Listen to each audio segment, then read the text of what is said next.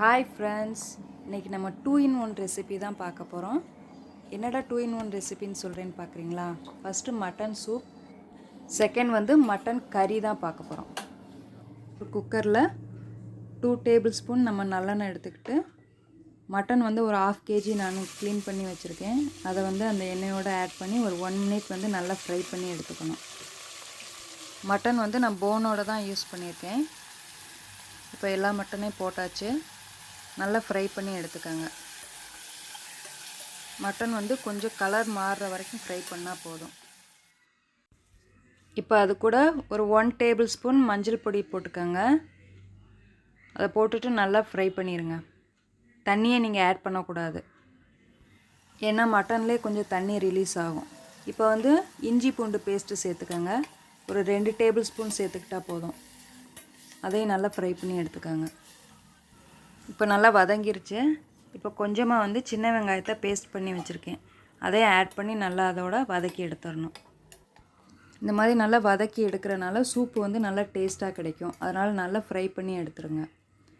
இது கூட வந்து இப்போ நான் ஒரு 3 தக்காளி வந்து நான் ஸ்லைஸ் பண்ணி வச்சுருக்கேன், அதை நான் ஆட் பண்ணிக்கிறேன்.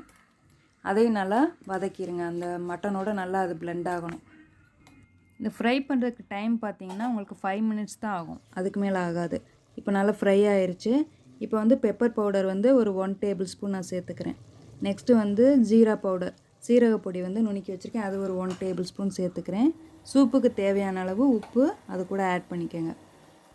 இப்போ இந்த மட்டன் வேகிற அளவுக்கு தண்ணி ஆட் பண்ணிக்கோங்க. கொஞ்சம் ஜாஸ்தியாகவே நீங்கள் ஆட் பண்ணிக்கோங்க, ஏன்னா சூப்பு இதில் தான் நமக்கு கிடைக்கும். அதனால் தண்ணி வந்து ஒரு மினிமம் வந்து ஒரு 1/2 லிட்டர் சேர்த்துக்கலாம். இப்போ குக்கரை கவர் பண்ணிவிட்டு ஒரு 6லேருந்து 7 விசில் வர வரைக்கும் வெயிட் பண்ணலாம். அப்போ தான் அந்த போன்லாம் வந்து நல்லா சாஃப்டாக வெந்திருக்கும். இப்போ அதே நேரத்தில் மட்டன் கறிக்கு வந்து நீங்கள் வேறு ஒரு தனியாக ஒரு பேன் வச்சு அதில் கொஞ்சமாக நல்லெண்ணெய் சேர்த்துக்கோங்க. அது கூட வந்து ஒரு கப் அளவு நீங்கள் வந்து சின்ன வெங்காயம் போட்டுக்கோங்க. அதையும் நல்லா ஃப்ரை பண்ணிக்கோங்க. வெங்காயத்தை கொஞ்சமாக வதக்குனதுக்கப்புறமா ஒரு 2 டேபிள் ஸ்பூன் சோம்பு, 1/2 ஸ்பூன் சீரகம், ஒரு 1/2 ஸ்பூன் கசகசா சேர்த்து நல்லா அதோட ஃப்ரை பண்ணி எடுத்துக்கோங்க.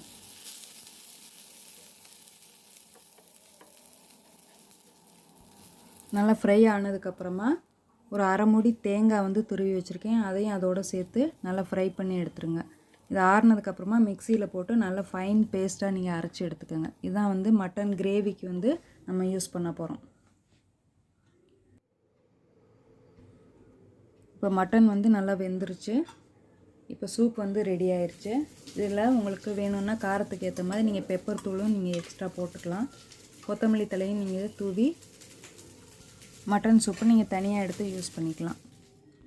இந்த மாதிரி மட்டனில் சூப் வச்சுட்டு நீங்கள் அதுக்கப்புறமா கிரேவியோ குழம்போ நீங்கள் பண்ணினீங்கன்னா அது நல்லா டேஸ்ட்டாக வரும்.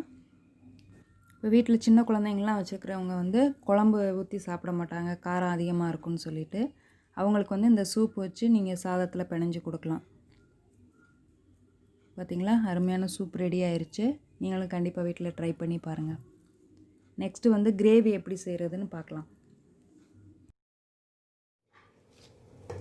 இப்போ நம்ம சூப் வச்சோம் இல்லையா, அதை திரும்பவும் நீங்கள் வந்து ஸ்டவ்வை ஆன் பண்ணிவிட்டு அதில் 1 ஸ்பூன் மஞ்சத்தூள், உங்களுக்கு காரத்துக்கு ஏற்ற மாதிரி மிளகா பொடி சேர்த்துக்கோங்க.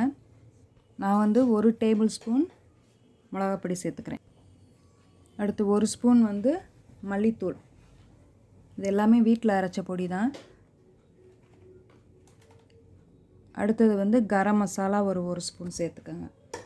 சேர்த்துட்டு நல்லா மிக்ஸ் பண்ணி விட்டுட்டு அதை நல்லா கொஞ்சம் நேரம் சிம்மில் விட்டுருங்க. அது நல்லா கொதிச்சுட்டே இருக்கட்டும், அந்த பச்சை வாடை போகணும். ஒரு 10 நிமிஷம் கொதிச்சுக்கிட்டே இருக்கட்டும்.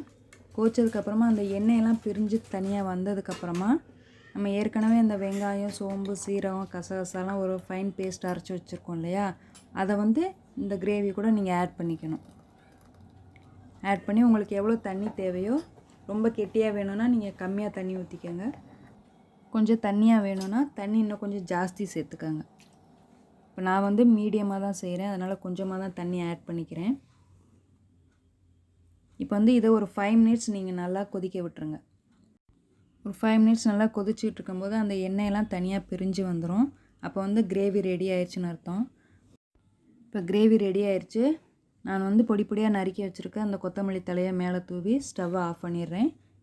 கிரேவிக்கு ஏற்ற சால்ட்டு சேர்த்துக்கோங்க. இப்போ மட்டன் கறி வந்து ரெடி ஆயிடுச்சு.